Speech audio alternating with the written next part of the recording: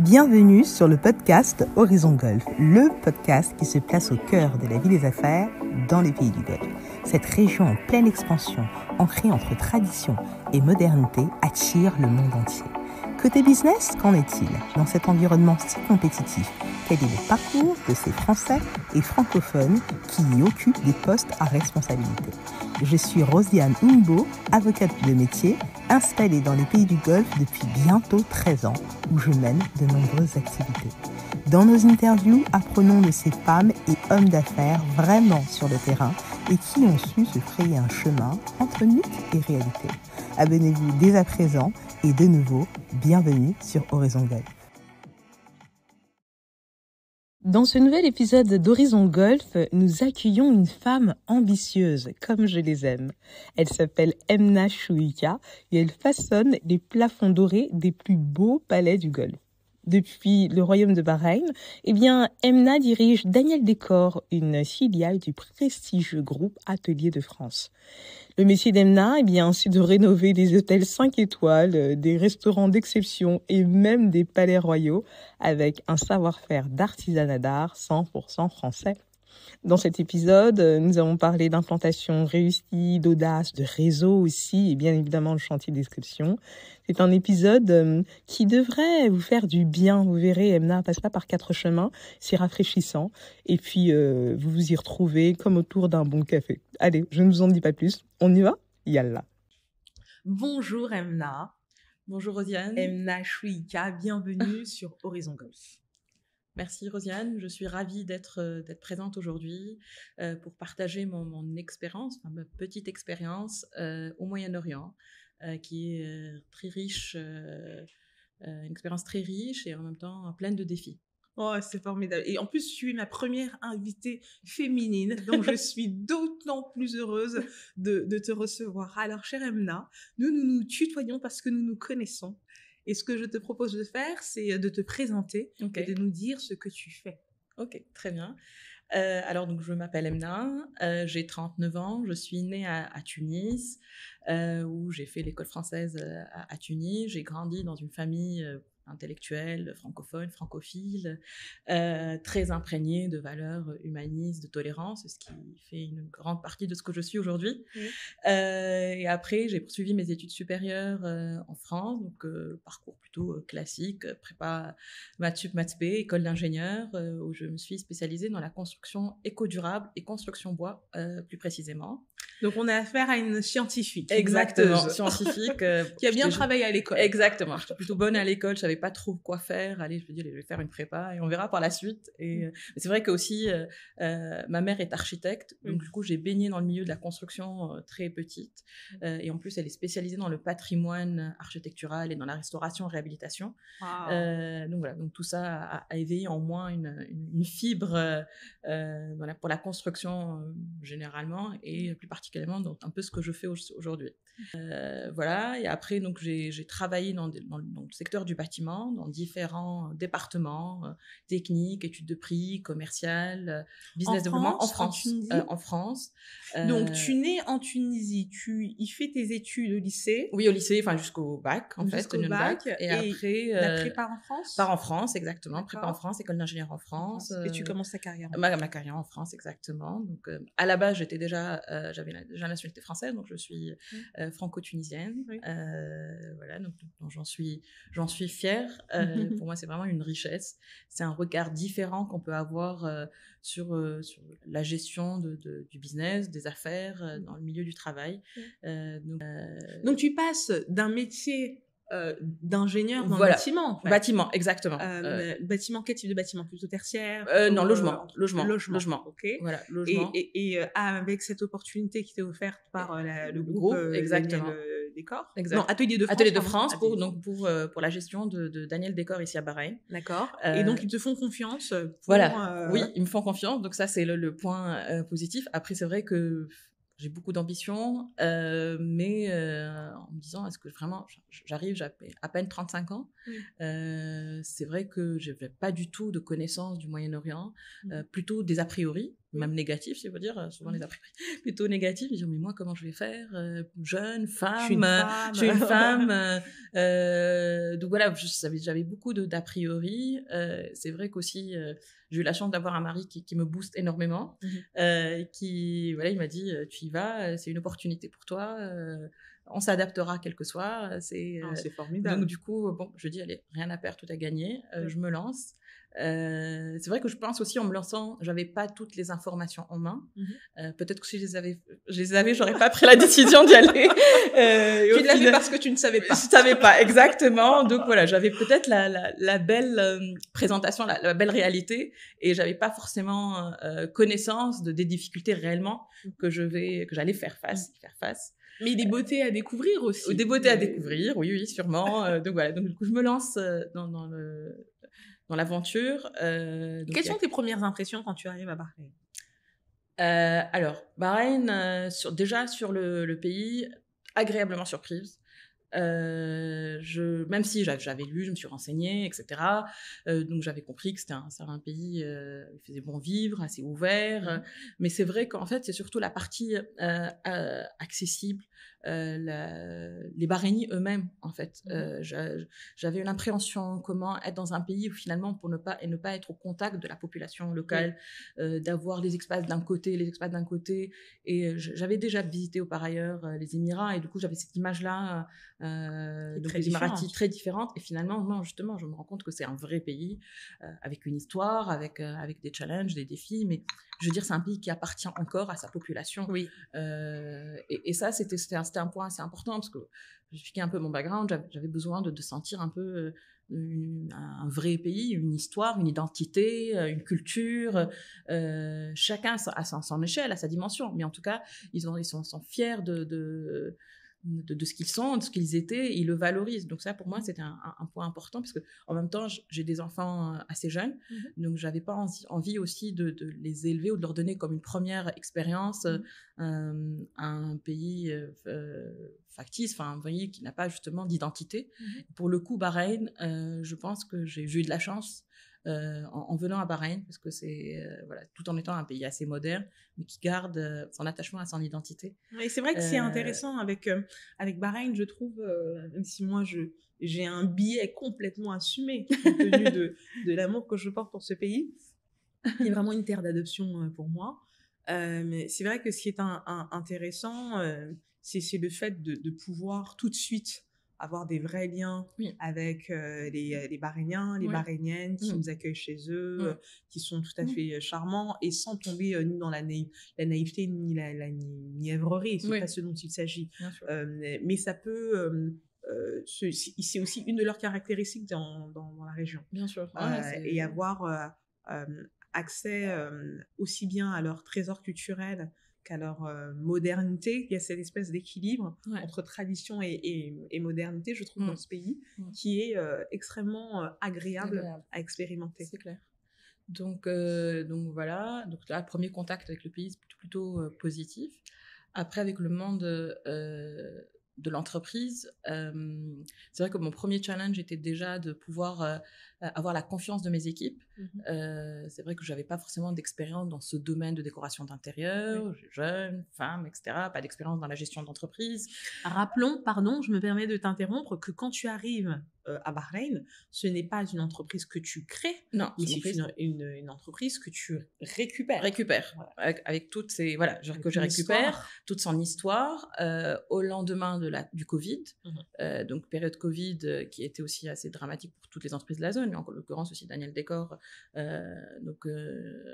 Voilà, une situation économique à assainir, à améliorer et à développer, une entreprise à mettre, à moderniser, à dépoussiérer et à lui donner un nouvel élan.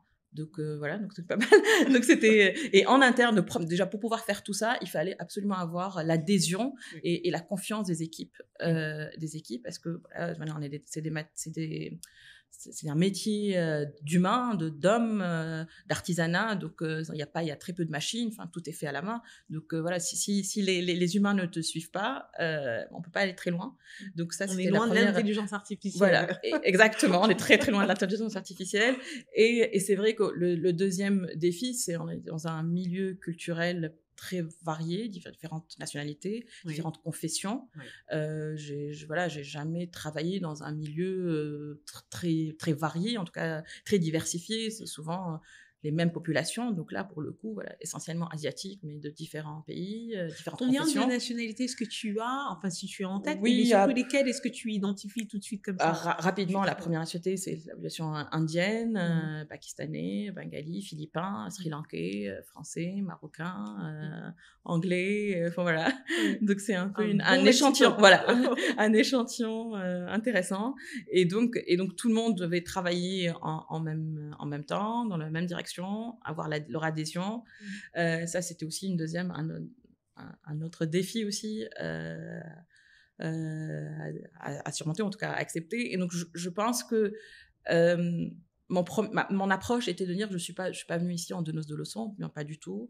Je suis pas là pour dicter, mais pour être un élément en plus de leurs équipes pour essayer d'aller dans le même sens, enfin, dans un sens commun, dans une direction commune. Je pense qu'une des clés du succès, quelle que soit l'entreprise, c'est vraiment l'humilité.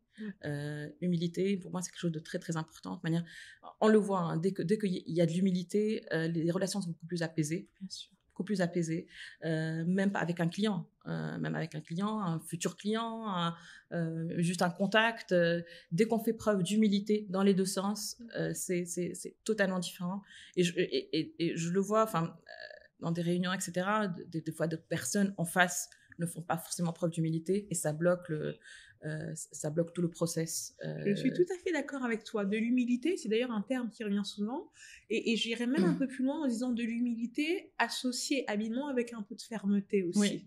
Donc, il faut savoir être ferme, un équilibre, mais courtois. Exactement. Et rester humble aussi et à l'écoute. Ça aide énormément. Et encore plus quand on est jeune. Même si on peut être plusieurs diplômés, expériences, mais je veux dire, un jeune doit être humble. Pour moi, c'est intolérable que des fois je fais face à des jeunes avec un peu d'expérience, mais tout de suite, c'est bien d'être sûr de soi, avoir confiance en soi, mais tout ça doit être sous la couverture de l'humilité.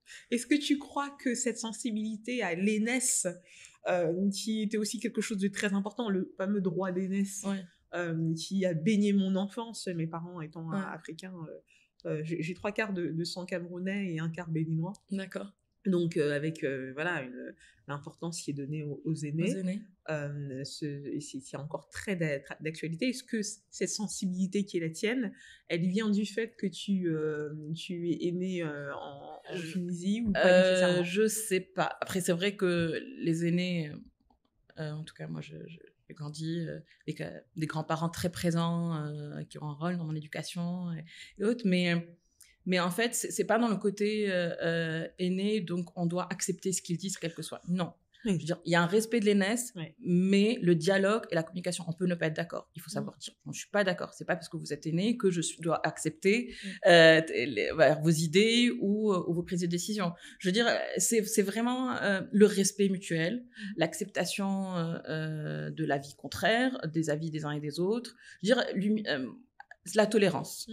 Être tolérant, mais vraiment dans sa globalité et tolérant par rapport justement aîné et moins tolérant entre les pays, les confessions. Moi, je dirais c'est plutôt vraiment les valeurs humanistes qui sont au-delà dans lesquelles j'ai grandi, qui auraient pu être ailleurs qu'en Tunisie, mais c'est ce qu'il y a. Et dans ces valeurs humanistes aussi, il y a le respect finalement du droit d'aînesse. Voilà. Donc, je sais pas si vraiment c'est lié au fait que je sois née en Tunisie ou pas, mais en tout cas, voilà. Et donc, dis-nous, Daniel Décor, à Bahreïn, vous intervenez sur différents types de chantiers, des décorations de palaces, d'hôtels un peu plus luxueux, de demeures princières royales. Et vous intervenez à Bahreïn, ailleurs dans la région. Comment est-ce que ça fonctionne, votre implantation régionale? D'accord. Alors, donc, c'est une boîte qui existe depuis les années 80. À la base, ça a été fondé par un couple de Français qui sont installés à Bahreïn. Ils ont bien choisi, je pense, le pays. Et donc, ils ont fondé leurs ateliers. Donc, aujourd'hui, on a des ateliers à Bahreïn de confection, de meubles, de rideaux, de marqueterie de paille, de peinture décorative. C'est vraiment des savoir-faire français que nous avons ramenés et développés dans la région. Avec une population expatriée asiatique, des artistes, des artisans, mais des formateurs qui viennent régulièrement, des têtes d'ateliers qui sont français.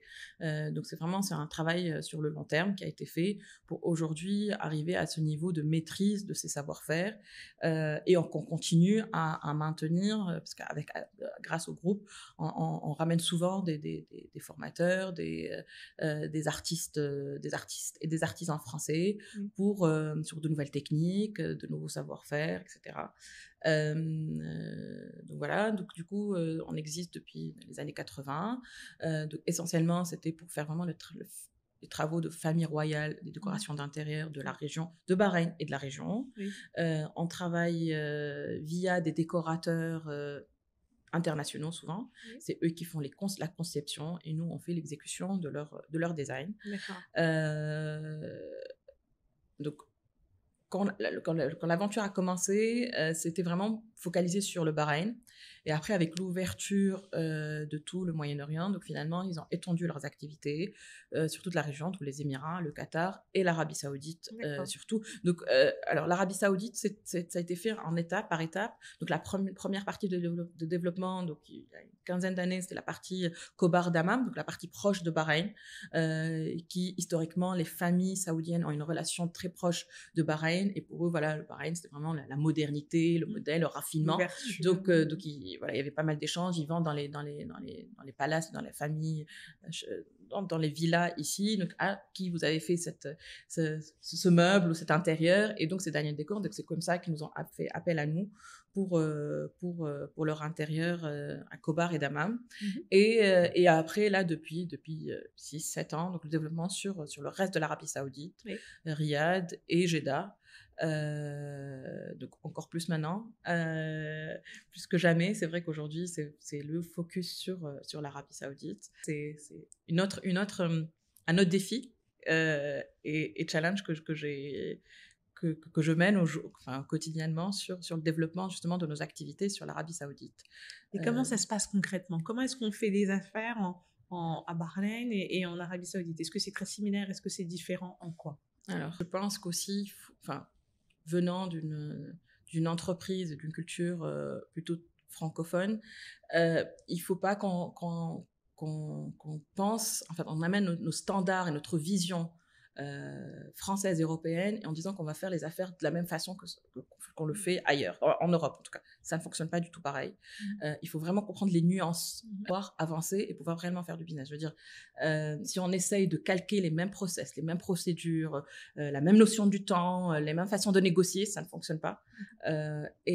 Pour moi, c'est ce que je dis souvent, parce qu'il y a pas mal d'entreprises françaises qui aujourd'hui veulent se développer sur l'Arabie Saoudite, qui viennent me voir à travers Business France, à travers les chambres de commerce pour dire quels sont vos conseils, etc. Je dis, il faut mettre tout ce que vous connaissez, tout ce qui se fait dans la matière en Europe et en France de côté et venir sur le terrain, passer du temps, comprendre. C'est vrai que c'est être patient.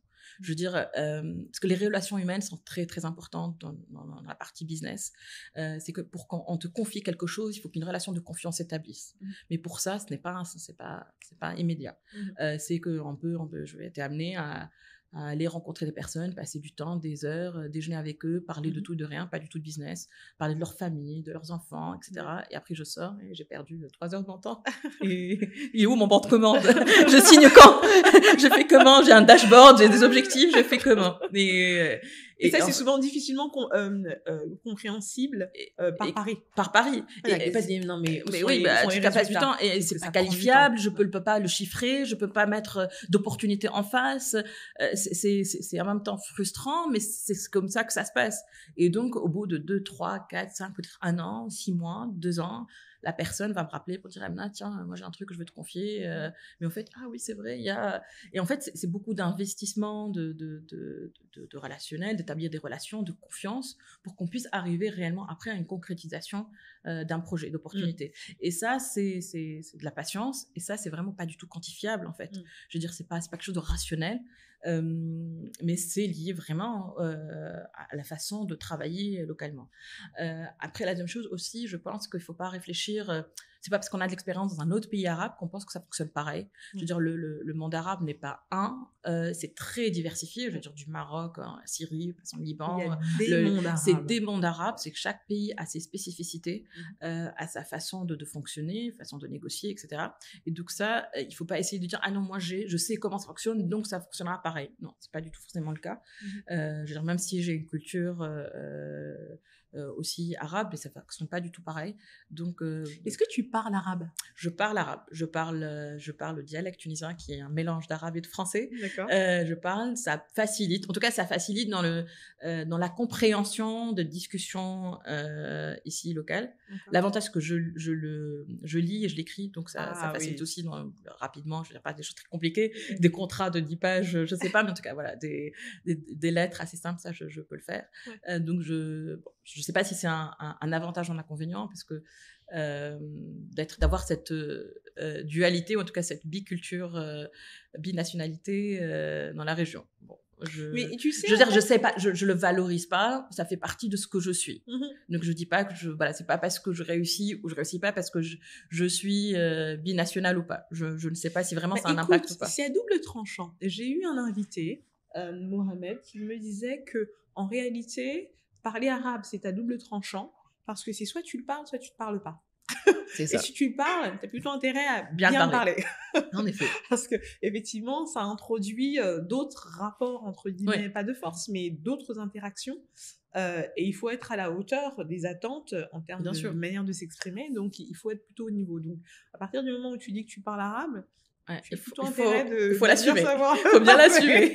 Ou alors, il vaut mieux dire que tu ne parles pas pour ne pas te retrouver sur C'est clair, et surtout que, en tout cas dans le domaine de la construction dans lequel j'évolue ici au Moyen-Orient, ce n'est pas un seul dialecte arabe. On va avoir des Égyptiens qui vont parler leur dialecte, il va y avoir des Libanais, des Syriens, des Saoudiens, des Bahreïnis, je veux dire de différentes nationalités, et du coup c'est compliqué de switcher à chaque fois avec les prononciations, etc. D'un dialecte à un autre. Donc du coup on va parler anglais. C'est moins déjà il faut se concentrer sur le projet de comprendre. Si on rajoute différentes intonations différentes, donc ça va rajouter encore plus de complexité. Et ce qui est rigolo, c'est qu'à Bahreïn, même en fonction des quartiers, ils n'utilisent pas forcément les mêmes mots. Je compare des fois même les fruits, l'appellation des fruits, des poissons, ça change d'un quartier à un autre. Donc voilà. Après, c'est vrai que l'a priori important que j'avais, c'était une femme en Arabie Saoudite, comment j'allais progresser. Et ça, c'est vraiment le point positif, en tout cas la belle découverte et surprise, c'est que je pense que je suis venue au bon moment. Oui. Et je pense que c'est même bien perçu de la part de Saoudiens que des entreprises françaises en l'occurrence comprennent le changement qui est en train d'arriver et qu'ils désignent une femme pour gérer une entreprise. Et donc j'ai jamais été mal acceptée ou mal accueillie, souvent très très bien accueillie. Souvent, au contraire, ils vont essayer de m'introduire, d'aller plus vite en fait, parce que je suis une femme chef d'entreprise, et donc on dit il faut qu'on lui donne sa chance plus qu'un autre. Je veux dire, on est dans la discrimination positive si on veut, d'une manière, même si j'aime pas du tout ce terme, mais c'est en tout cas c'est venu au bon moment, je pense, et c'est plutôt bien apprécié, même si on va dire, il y a certains sujets tabous. Je veux dire, avec une femme, parce que finalement, le monde de la construction, c'est essentiellement masculin. Tout à fait. Et donc, parler argent avec une femme, ça reste un sujet tabou. Ah, intéressant. Dès qu'on négocie, parce que forcément, on va négocier des discounts, pas des discounts, plus, s'il vous plaît, moins. On sent qu'il y a un petit malaise. Ils cèdent, du coup, parce que tu es une femme et qu'ils ne veulent pas se lancer dans... J'aurais aimé penser ça, mais c'est pas souvent le cas. C'est C'est pas souvent le cas. C'est pas souvent le cas. Donc voilà, je sens que voilà, que par rapport à ce point-là particulier, il y a un petit sujet tabou sur la gestion. Enfin, en tout cas, quand on parle de chiffres. Mais bon, après, on arrive à le dépasser rapidement. Donc voilà. Donc en tout cas, sur l'Arabie Saoudite, être une femme aujourd'hui n'est pas un obstacle, mais je dirais que bien au contraire, c'est un avantage. Donc je sais pas, il y a pas, on n'est pas du tout embêté, on n'est pas maltraité, je me sens on pas. On est même un peu choyé. On est choyé justement. C'est une sorte de discrimination positive. C'est un vrai sujet. Moi, j'ai eu mes 2 enfants, alors pas en Arabie Saoudite, mais à Bahreïn, et donc les 2 sont nés à Bahreïn. Mais on est sur vraiment pouponné, quoi. Enfin, les gens sont adorables, tout est fait pour vous faciliter la vie, c'est vraiment assez appréciable. Alors tu nous as parlé de ton arrivée à Bahreïn, de la prise en main de cette équipe, de la confiance à gagner auprès d'elle. Confiance qui a effectivement été gagnée. C'est jamais jamais acquis. C'est jamais acquis, exactement. C'est jamais acquis. En tout cas, voilà, ça se travaille, c'est exactement. En tout cas, une partie acquise. Avec l'ouverture à d'autres marchés, l'entretien de cette ouverture et puis le développement de vente de prestations en Arabie Saoudite. Tu as mentionné le Qatar et les Émirats aussi. Est-ce que là aussi tu notes des distinctions ou pas nécessairement? Oui, totalement. Totalement, justement. Voilà, justement, on prend sur la zone. C'est pour ça que je dis le monde arabe n'est pas un, et encore moins les pays du Golfe. Alors, l'Arabie Saoudite et le Bahreïn, c'est totalement différent aussi de faire du business, mais on est amené à rencontrer les populations locales. C'est-à-dire, on peut négocier avec un Bahreïnien, on peut négocier avec un Saoudien. Ce qui n'est pas du tout le cas au Qatar ni aux Émirats. Je veux dire, c'est très rare, en tout cas jamais été amené à négocier avec un Émirati directement. Il a souvent des représentants, des N personnes sous lui qui, eux, vont faire le job. Donc du coup, c'est la partie un peu frustrante parce qu'au final, on n'arrive pas à toucher ou atteindre le client final. On n'arrive pas à comprendre justement cette nuance culturelle, sa façon de réfléchir, parce que finalement, c'est d'autres personnes, d'autres strates, et on a du mal de vraiment comprendre ce que veut vraiment le client. Or, on est vraiment dans un domaine qui relève de la sensibilité, la subjectivité. Exactement. Rien de plus subjectif que l'esthétique, la décoration. Exactement. Donc ça, c'est parmi la complexité. Alors, le Qatar, le monde de la construction, est essentiellement juré par des non-Qataris, enfin, comme beaucoup de domaines, hein, mais c'est des non-Qataris, enfin, le milieu de la construction. La population est quand même significativement réduite par rapport au nombre d'habitants. Donc, ça, c'est... donc voilà, c'est une autre adaptation finalement aux populations qui gèrent le métier ou qui gèrent les entreprises. Je veux dire, on va voir, on négocie pas de la même façon si c'est une entreprise gérée par une entreprise égyptienne qui travaille au Qatar ou une entreprise libanaise, par exemple.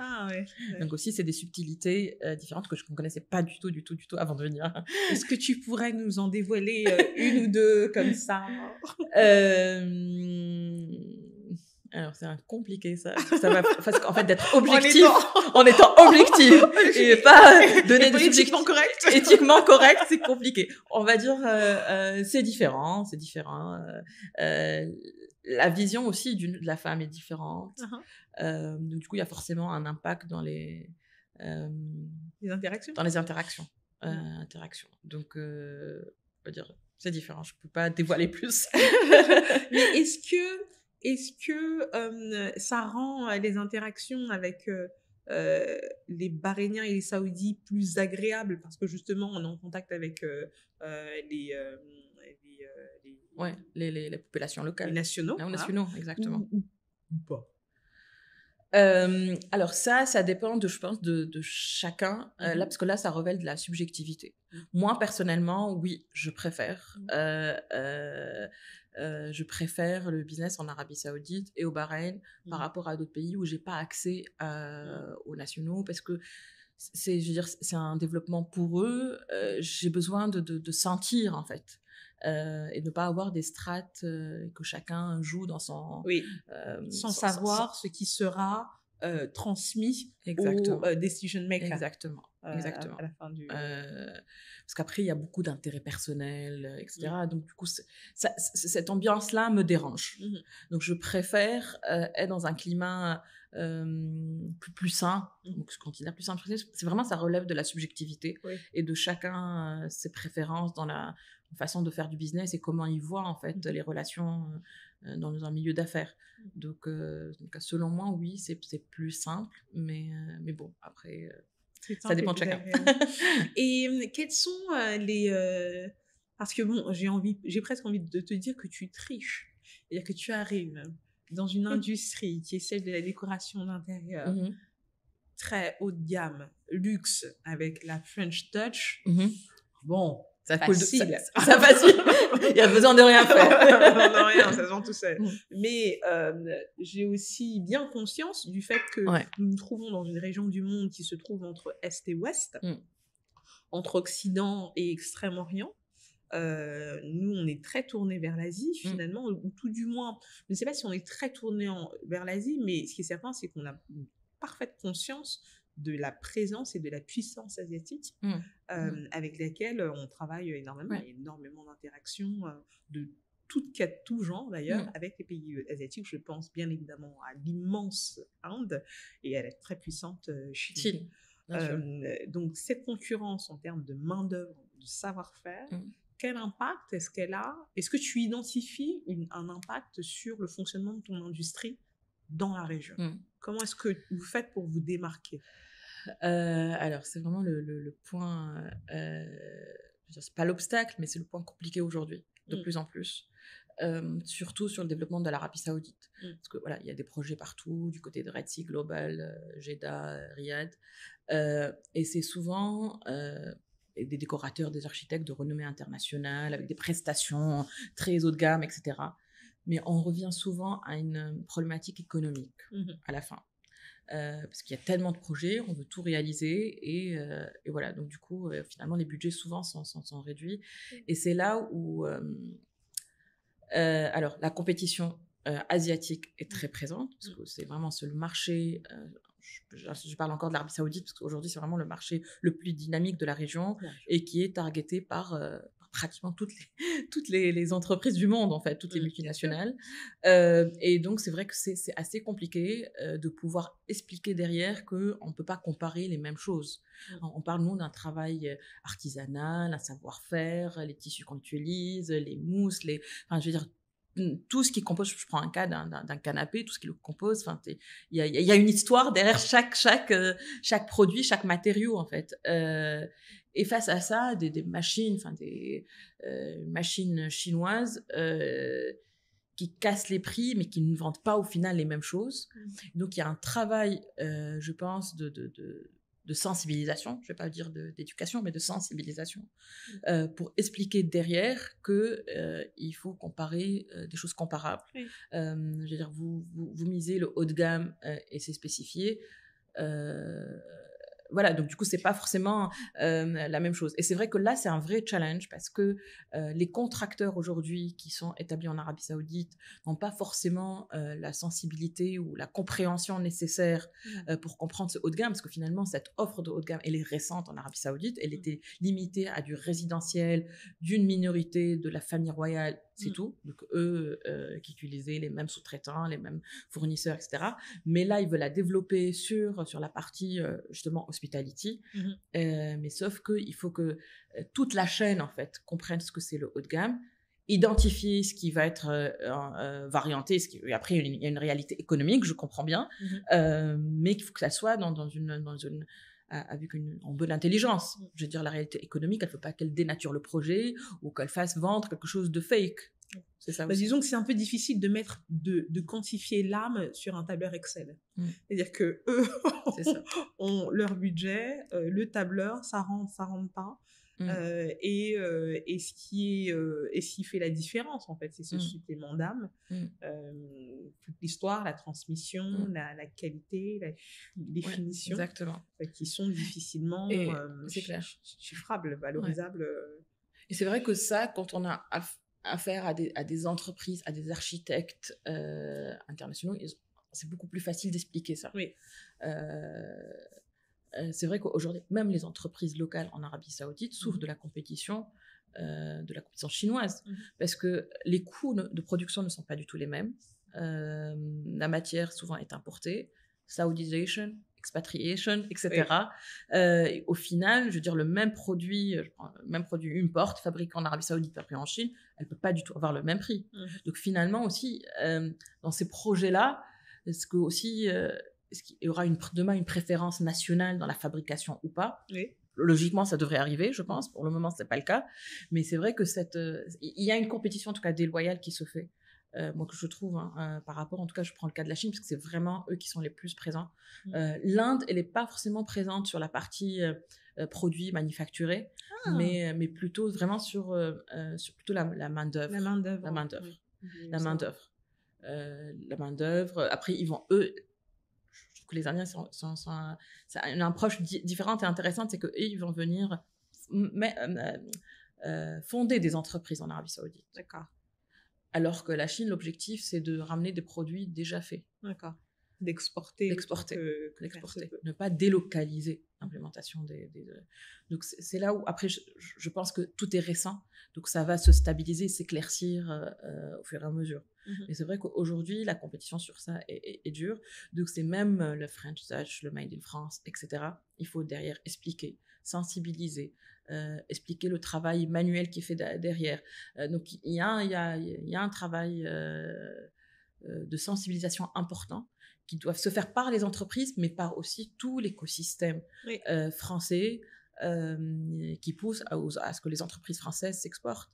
Je veux dire, Business France, c'est un de leurs rôles qui doivent se faire sur la valorisation justement de ces très petites entreprises et le travail artisanal derrière. Ouais, c'est intéressant. Ça me fait penser au contrôle qualité, d'ailleurs, et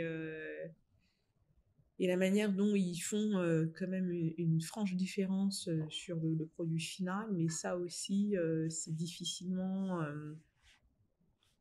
traductible sur un tableur Excel. Ouais. Et donc, qu'est-ce qui fait que tu te sens bien dans cette région? J'imagine que tu t'y sens bien. Oui. Qu'est-ce qui fait que travailler ici est agréable, et en quoi est-ce que ça diffère? Comment est-ce que ton expérience française a pu enrichir ton expérience locale? Et quel contraste est-ce que tu pourrais mettre en avant? Alors, l'expérience française, je veux dire, c'est une très très bonne école. On passe, je veux dire, je pense sans cette expérience-là, ça aurait été beaucoup plus compliqué, parce que voilà, après tout ça, il y a aussi le monde de l'entreprise, il y a des process, il y a une organisation, il y a une logique aussi rationnelle que qu'on acquiert très très bien en France. Après, ce que j'apprécie ici, c'est le dynamisme de la région. Je veux dire, un jeune, ambitieuse, etc. Je sens qu'en fait, la lenteur des procédures en France, des prises de décision, la centralisation des prises de décision, ça fait que même dans une entreprise française, pour graver les échelons, les étapes, tout est lent. Donc, du coup, on est vite... l'ambition, elle est vite limitée, restreinte, étouffée, en fait. Et là, on sent que c'est un peu... Elle est pas dire voilà, exactement. Mais après, c'est pas, on va pas dire, c'est pas ce que le Saudi Dream comme c'était l'American Dream, mais je veux dire, c'est le monde des possibles. En gros, même s'il y a une procédure lente, même si la notion du temps est différente, même si les réglementations sont pas souvent très claires, sont floues, les choses changent du jour au lendemain. Je veux dire, il y a même si voilà, tout ça n'est pas clair, mais on sent qu'il y a une volonté d'avancer, une volonté de changer de façon de faire, de se moderniser, de s'ouvrir sur le monde. Et du coup, tout ce qui était obstacle, d'un coup, peut disparaître. Et donc, ça peut aller très, très vite. Ce qui est malheureusement pas le cas en Europe aujourd'hui. On est dans un vieux continent, les choses prennent du temps. Pour faire vraiment tes marques évoluer, il faut faut du temps à tout. Faut là pour être chef de service, il faut 5 ans pour devenir directeur, il faut 10 ans pour voilà. Donc alors que là, je trouve que voilà que ce dynamisme économique et cette volonté d'ouverture, d'émancipation, de justice aussi par rapport aux femmes, d'autonomisation des femmes est extraordinaire, parce que c'est voilà, je n'ai pas envie d'être spectateur, mais actrice de ce changement-là. Oui. Et finalement, c'est venu, enfin, peut-être que 10 ans en avant, j'aurais pas dit ça, parce que ça aurait pas été le même contexte, ni politique, ni économique, mais aujourd'hui, je me dis, bah, je suis contente d'être dans la, voilà, d'être témoin de tout ça. Et d'y contribuer à ton échelle. Après, ça va durer, ça va pas durer, il y a les pessimistes, les optimistes, mais bon, mais en tout cas, on est dedans, on est dans l'actualité mondiale, et on n'est pas de loin et on observe en tant que spectateur. Ah, formidable. Et à ton avis, quel est notre avantage concurrentiel à nous autres Français et francophones dans la région?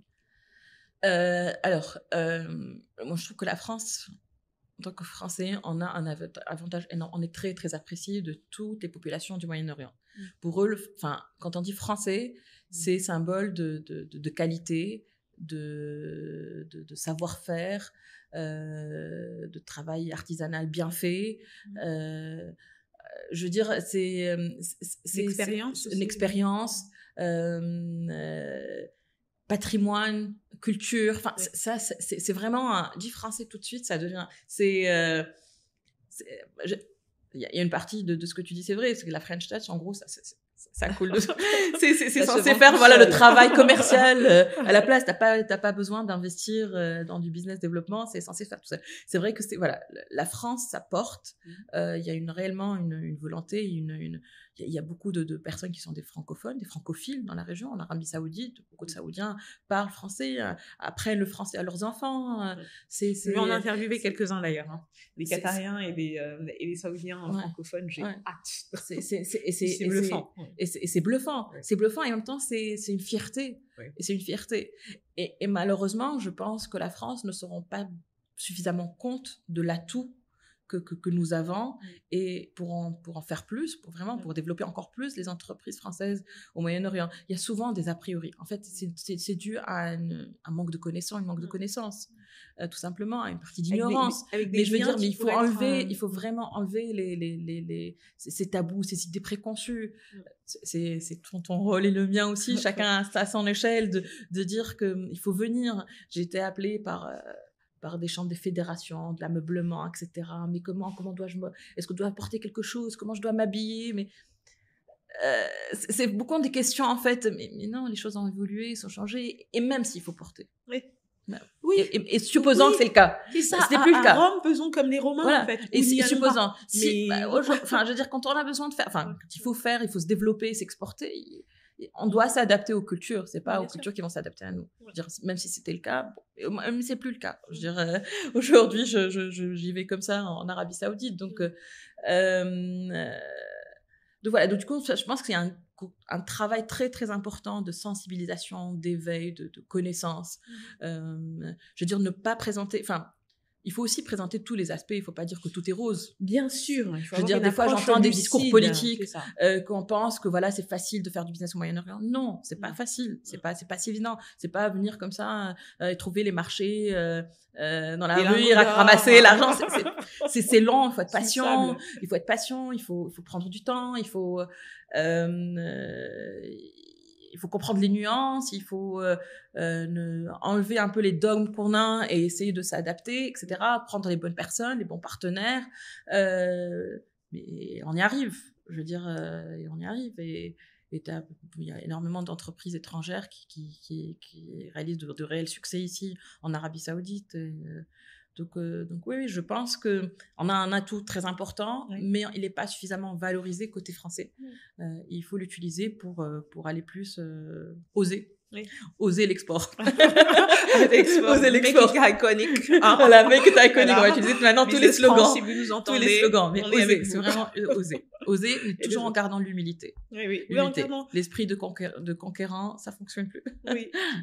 Et c'est intéressant ce que tu disais sur les a priori qu'il peut y avoir, l'humilité, ça revient beaucoup au gré des interviews. Et je pense une posture où on reste curieux en acceptant et en admettant qu'il n'y a pas qu'une seule vérité en réalité, qu'il n'y a pas qu'une seule manière de faire, et que la manière dont on fonctionne peut être efficace dans un environnement donné, mais il n'est pas dit que le même mécanisme, le même fonctionnement soit efficace dans un autre environnement. En effet, ouais. Et quand bien même ce mécanisme serait efficace dans un autre environnement, l'environnement en question peut avoir son propre mécanisme. Bien sûr. Et qu'il faut être suffisamment flexible pour l'accepter et admettre que ça fonctionne. Ça fonctionne. Ça fonctionne différemment de la manière dont on a été habitué à voir les choses. Ça fonctionne différemment de la manière dont on voudrait que les choses soient faites, mais au final, le résultat est là. C'est quelque chose que moi aussi j'ai appris. J'ai découvert des manières de fonctionner en disant « Ah, mais on peut faire autrement. » Ok, d'accord. Et ça calme. Ça nous laisse les œillères plus ouvertes et on est aussi davantage dans l'écoute pour comprendre justement ces chemins alternatifs. Bien sûr. Ces voies alternatives. C'est flexibilité, adaptabilité, humilité et professionnalisme. Je veux dire, si on a le mélange, le bon dosage de chaque... Patience, travail, patience, un peu de talent quand même, parce que c'est vrai qu'il faut quand même souvent des profils qualifiés, avec une expérience acquise en France, en pays francophone ou ailleurs. Les expériences précédentes aident beaucoup. Qu'est-ce que tu voudrais nous partager d'autre encore sur ce joli parcours dans cette région du monde? J'ai encore au début, ça fait presque 4 ans. Donc là, mes objectifs, c'est vraiment le développement sur l'Arabie Saoudite, notamment pas que pour Daniel Décor, mais pour tout le groupe, de pouvoir créer du business pour toutes les sociétés du groupe. C'est l'objectif. Après, c'est vrai que je suis agréablement surprise et très inspirée des femmes que j'en rencontre au quotidien au Moyen-Orient, Bahreïn, en Arabie Saoudite. C'est souvent des femmes inspirantes qui en veulent, qui veulent justement prouver à leur société qu'elles ont été longtemps mises à l'écart, mais à tort, et qu'aujourd'hui,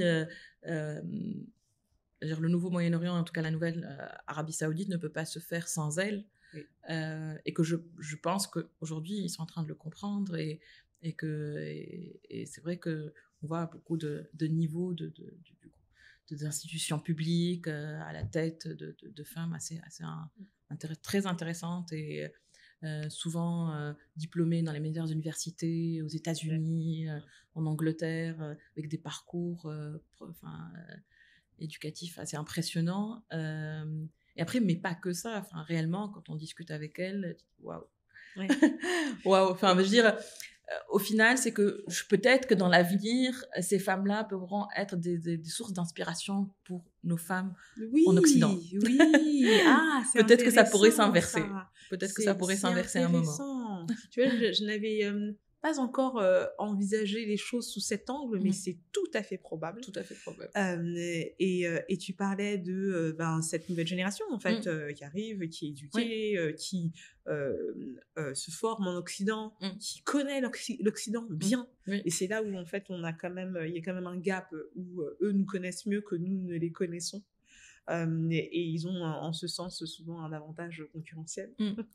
Je pense que j'ai perdu le fil. Et oui, et sur les femmes, je pense que dans toutes les régions du monde, enfin dans tous les pays de cette région, même si les femmes ont au final toujours joué un rôle important, juste pas forcément sur le devant de la scène, le fait de les mettre davantage sur le devant de la scène, il y a un constat, c'est que non seulement on fait bien avec elles, avec nous, on fait même souvent mieux. Et je trouve que ça assainit les relations professionnelles dans le milieu d'affaires. Ça devient plus clean. Pour ne pas parler de sujet. Je veux dire, c'est pour moi, voilà, une femme, dans les relations, elles sont beaucoup plus saines. Il y a moins de corruption, il y a moins de... C'est vraiment d'égal à égal. On va valoriser le travail. C'est très professionnel. Il y a quelque chose qui est intéressant aussi sur le fait d'être une femme qui occupe un poste à responsabilité dans la région, ça c'est très intéressant, c'est ce féminisme assumé. C'est-à-dire que il n'y a pas une tentative, en tout cas, je n'identifie pas une tentative de se travestir, de faire comme si on était un homme. Non, en fait, elles sont très, très femmes. Elles s'assument très, très femmes, très, très maman même, avec ce management maternel et qui fonctionne très bien. Fonctionne très bien. Et je trouve ça aussi intéressant, cette posture où chacun est différent, égal dans son poids, dans la prise de décision et dans les responsabilités au sein de l'entreprise, mais avec une manière de faire différente. Et avec une différence qui est respectée par l'autre en plus.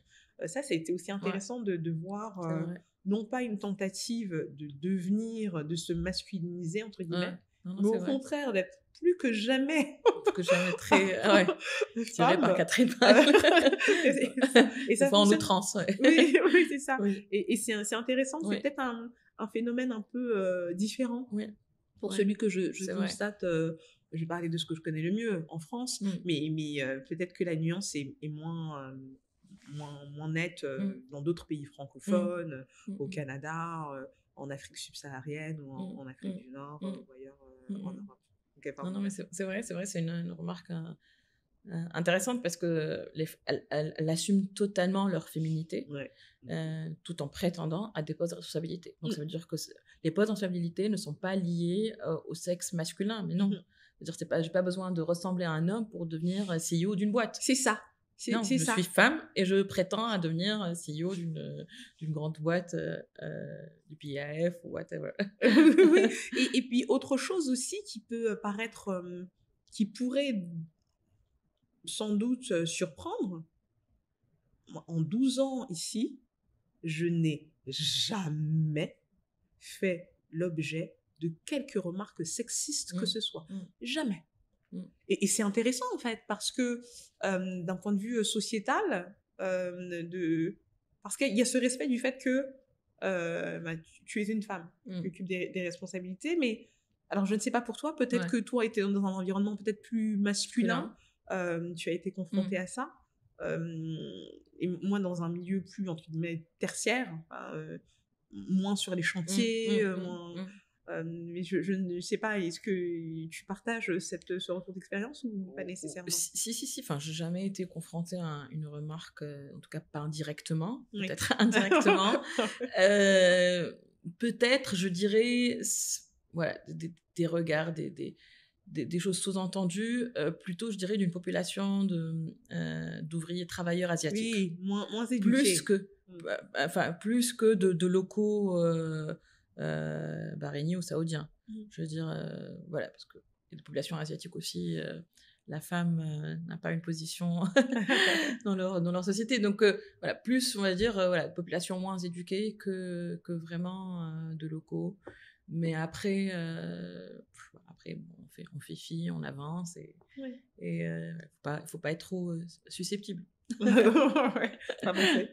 Et alors, quelles sont tes projections, comment est-ce que tu vois l'évolution de ton industrie d'une manière générale et plus particulièrement dans la région, tous ces méga projets qui alimentent d'autres secteurs d'activité, l'hôtellerie, et donc avec ces établissements tous aussi beaux les uns que les autres, une grande demande mais aussi une grande offre. Comment est-ce que quel est ton espèce de vision, comment est-ce que tu sens l'évolution Alors ça vraiment encore révèle du subjectif parce que c'est assez compliqué. Il y a pas mal de paramètres qui dépendent plutôt de l'évolution des prises de décision du gouvernement de l'Arabie Saoudite. Si on parle de l'Arabie Saoudite, c'est énormément de projets, mais il y a une sorte de goulot d'étranglement aussi. il y a une capacité finalement limitée à exécuter tous ces projets-là. Oui. Donc, ils vont devoir s'adapter parce qu'en même temps, pour pouvoir travailler en Arabie Saoudite, il y a pas mal de réglementations, il y a une demande de saoudisation, etc., c'est importante, sachant que dans le métier du bâtiment, c'est plus essentiellement des ouvriers sur le chantier. Je veux dire, ma proportion bureau-office, enfin, office et chantier, on va être sur 20% office et 80% sur chantier. Or, on ne peut pas mettre sur les bureaux du 100% saoudien. On est obligé de mélanger avec aussi des compétences qu'on a de l'étranger. Et sur chantier, c'est pratiquement impossible de trouver des locaux à travailler sur les chantiers. Donc ça, c'est une première challenge que le pays doit y faire face, trouver des solutions, parce que pour pouvoir réaliser toute cette ampleur de projets avec les échéances de 2030, 2034, la Coupe du Monde, etc., il va devoir faire des réajustements. Donc finalement, nous, on va devoir faire preuve d'adaptabilité, de flexibilité, parce que les choses changent de chaque mois. Oui, je veux dire, ce qui est aujourd'hui, peut-être demain, les choses seront... La réglementation va changer, il va falloir s'adapter. Donc, c'est ce qui rend la tâche un peu plus compliquée pour des entreprises européennes, de pouvoir faire des forecasts, des prévisions, des anticipations. C'est compliqué. Je veux dire, on sent, il y a des projets, il y a des choses qui vont se passer, il y a... pareil, je parlais justement par rapport à la concurrence asiatique. Je pense qu'aussi l'objectif du Crown Prince aussi, c'est de développer l'écosystème local, les industries locales. Donc, si finalement tous ces projets-là vont pas bénéficier à son écosystème, il va réorienter les choses. Donc, tout ça, et nous, on doit s'adapter. Je veux dire, on ne doit pas être rigide. On se dire, enfin, il faut qu'on suive l'actualité, on suive les évolutions. Il y a des choses qui... Enfin, c'est vrai que tout est récent. On parle de 4 ans, 5 ans en arrière. Enfin, c'est pas... j'en prends ce laps de temps par rapport à l'histoire. C'est rien du tout. Il y aura forcément des moments des couacs, des choses qui peuvent s'arrêter pour mieux reprendre. Moi, je pense qu'il ne faut pas avoir une vision ni à court ni à moyen terme, mais vraiment à long terme. Il faut regarder à long terme, parce que si on investit ici juste pour avoir un projet bien profitable et partir, c'est pas intéressant. Il faut vraiment s'insérer. Le retour sur investissement ne sera pas évident, parce que d'abord, il y a tout le temps à investir avant de décrocher le projet. Et quitte à être parvenu à tisser une relation de confiance, autant la faire fructifier. Donc, c'est clair. Et après, il y a une réelle volonté de transmission de compétences. De ne pas, je veux dire, en tout cas pour l'Arabie Saoudite, le message est clair. Des formations. Ok, on vous donne des projets, mais vous devez former nos citoyens pour que le savoir-faire reste aussi chez nous. On ne veut pas que ce soit lié à des expats. Donc ça aussi, la formation, les écoles de formation, le métier d'artisanat. Moi, je vois ce qui se fait au niveau de Aloula. Il y a une école de formation pour laisser les populations locales sur des artisanats locaux, ou même pas forcément locaux, mais essayer de faire travail manuel. Je veux dire, il y a une volonté sur tout le territoire de vraiment transmettre aux populations locales pour qu'au final, ce ne soit pas lié à un expat qui est venu à un temps donné nous apporter ce projet. Exactement, et rentre et d'être plus indépendant et autonome. Donc, il faut aussi comprendre cette logique-là pour pouvoir s'y insérer, en fait. Au final, ils nous auront toujours besoin d'experts, de compétents, etc. Ça va pas changer. D'expérience, ça c'est... Voilà, exactement. Mais que tout le monde soit content. C'est pas, on n'est pas là à leur donner un projet prêt à être utilisé et repartir. C'est pas ce qu'ils veulent. Ils veulent vraiment pérenniser cette expérience pour que ça reste chez eux aussi. Donc voilà, il faut comprendre un peu toutes ces nuances. Donc du coup, pour l'avenir... c'est compliqué à dire réellement, parce que c'est des choses qui vraiment dépendent aussi de la volonté du pays, de la façon de comment ils vont s'organiser dans les années à suivre. Mais oui, mais je pense que avec tout ce qui se passe en Europe, etc., c'est qu'aujourd'hui, l'Arabie Saoudite risque de devenir une bouffée d'air pour pas mal d'entreprises européennes. Et même, je vois pas mal d'expats qui au départ ne voulaient pas forcément vivre en Arabie Saoudite. Aujourd'hui, ils apprécient. Je veux dire, il y a même l'état le mindset et ça devient de plus en plus agréable. Il y a pas mal de divertissements, il y a du théâtre, des opéras, etc. Enfin, des choses, une vie culturelle, qu'il n'y avait pas du tout et que je pense qu'elle sera encore plus dynamique que tout ce qu'il y a dans la région. Oui. Donc, probablement, on va prendre l'avion pour aller à Riyad pour assister à une pièce de théâtre, un concert ou une pièce de théâtre, etc. Donc, tout ça, c'est en train de se mettre en place pour améliorer la qualité de vie des citoyens, mais aussi des expatriés. Donc oui, c'est intéressant, hein, c'est un modèle intéressant pour voir comment il va durer dans le temps. Et il faut que nous, en tant qu'entreprise française, on fait preuve d'ouverture d'esprit et de flexibilité. Et tu vois, quand tu parlais de cet entrain, j'ai un ami sénateur qui me disait que ce qui était intéressant quand on arrivait dans cette région du monde, en dépit de ce qui peut s'y passer en ce moment, on a quand même l'impression d'être à l'épicentre de l'optimisme. Il y a un côté, tout est possible. C'est ça. Il y a un côté qui est assez porteur, comme ça, qui donne envie de participer à cet élan qui se dirige vers une direction qui semble être bonne pour tous. Et c'est assez stimulant. C'est assez stimulant, en effet. Et alors, quel conseil est-ce que tu donnerais à nos auditeurs curieux, mais qui hésitent encore un peu à franchir le pas ou plus dubitatifs? Qu'est-ce que tu leur dirais? Il faut venir sur le terrain. Je veux dire, écouter, prendre des retours d'expérience, c'est intéressant, mais il faut venir et juger par vous-même sur le terrain. Je veux dire, tant qu'on ne vient pas, on ne s'investit pas, on ne rencontre pas les gens. Je veux dire, probablement, ça va être à perte, parce qu'il n'y aura pas forcément de gain tout de suite, mais c'est la meilleure façon vraiment de sentir tout ce qui se dit, tous ces retours d'expérience. Il faut venir sur le terrain, contacter les autres entreprises qui sont implantées dans la région. En tout cas, moi, personnellement, à chaque fois qu'on me contacte, je suis ravie de partager mon expérience et je suis à l'écoute et je partage, etc. Je dis vraiment les choses sans tabou. Je dis aussi bien les avantages que les inconvénients. Vous négociez vos contrats, il faut faire attention. Vos paiements, il faut faire attention.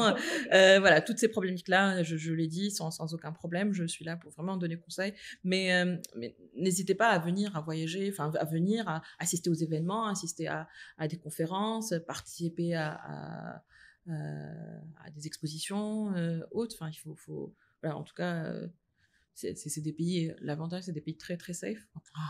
J'espère que ça va durer dans la zone. Maintenant, on ne sait pas. Mais en tout cas, moi, je vois ma fille aussi à Bahreïn. Elle part avec son vélo. Elle fait la gare devant la piscine. Elle laisse à l'extérieur. Elle le retrouve intacte. On est jamais en panique quand on ne voit plus l'enfant dans un centre commercial. Et pourtant, les centres commerciaux sont grands ici. T'imagines ? Bon, il finira par arriver. C'est vrai que ça vaut tout l'or du monde, cette tranquillité. Moi, pareil, ma fille avec ses copines vont dans ce centre commercial, font leur shopping, je suis tranquille, je sais que je vais la trouver au même endroit, je me pose même pas la question. Et c'est vrai qu'aussi, je sais pas si c'est la vraie vie ou pas, parce qu'après j'appréhende un peu le retour, en tout cas leur vie demain en Europe, parce que même quand on revient en France, je suis tout le temps stressée. Attention, attends ça, machin. Il dit, maman, tu me stresses. Maman, tu me stresses. Je dis, mais oui, il faut faire attention. C'est pareil. Je sais pas si c'est quelle est la vraie vie, on sait pas. Mais oui, c'est très intéressant. Souvent les gens, quand nous sommes arrivés, pendant longtemps, je me suis dit, mais ça a duré quelques années. Non, mais c'est pas la vraie vie. Ce n'est pas la vraie vie. Mais si, c'est la vraie vie. C'est ma vie. Je ne la fantasme pas. La réalité, c'est la manière dont les autres vivent. Exactement. Et la manière dont il faut vivre. Est-ce que on doit se soumettre à autant d'anxiété et sécuritaire, spécialement en ayant des enfants. C'est extrêmement, c'est anxiogène finalement de penser tout le temps à leur sécurité. Ils sortent de l'école, etc. Bon, après c'est vrai que c'est quelque chose d'assez confortable ici dans la région de dire c'est un sujet auquel j'y pense pas. Mais bon. Et avant que nous quittions, chère Emna, est-ce que tu pourrais nous partager ta dernière fierté? Ma dernière fierté. Oui. Ma dernière fierté. Oui, ma dernière fierté. Je ne sais pas si tu étais présente au concert de piano à l'ambassade de France ici à Bahreïn. C'était, je pense, l'année dernière. Non, pas il y a 6 mois. ou il y a quelques mois, en fait, il y a un pianiste français qui est venu à l'ambassade, et c'est Daniel Décor qui a sponsorisé cet événement. Okay. Oui, on avait nos petits cartons, nos petites trousses. Exactement. Ouais, voilà, exactement. Et okay. du coup, pour moi, c'est d'où je viens, d'où la situation en tout cas de l'entreprise, économique difficile. Voilà, un environnement assez plutôt négatif, en tout cas sur pas mal de sujets, et que finalement on a pu éponger des dettes, avancer, pouvoir reprendre notre part de marché, nos clients, etc. Et un peu, pour moi, c'était un peu l'apothéose où j'ai invité mes collègues, enfin en tout cas les plus importants de la boîte, et des clients aussi à nous, à cet événement à l'ambassade de France ici à Bahreïn, pour c'était un moment magique. Pour moi, c'était une satisfaction personnelle et professionnelle, parce que ça fait partie aussi de notre ADN de Daniel Décor et du groupe. Enfin, vraiment transmettre la culture, l'art, valoriser tout ça, et surtout de là d'où est-ce qu'on était, et aujourd'hui pouvoir être capable de faire cet événement-là. Et c'est vrai que toute l'équipe, j'étais assez émue, parce que l'équipe était très très fière que Daniel Décor arrive à sponsoriser un événement de cette ampleur. Les clients qui étaient là, c'est un très très beau concert. Les clients qui m'ont rappelé, merci pour cet événement magique. On est fiers, voilà, de travailler avec Daniel Décor. C'était en plus des clients assez importants qui travaillent au niveau de la famille royale. Donc c'était vraiment assez, voilà, une satisfaction de dire bon voilà, on arrive, et au-delà d'améliorer de la situation financière, mais de pouvoir être sponsorisé des événements comme ça, c'est voilà, une double satisfaction. Il est magnifique. Bravo, chère Emna. Merci. Encore merci d'avoir partagé aussi généreusement ton expérience du Golfe, de Bahreïn, d'Arabie Saoudite et des autres pays de la région avec nous. Et à très prochainement. Encore merci. Merci à toi, Rosiane. Merci.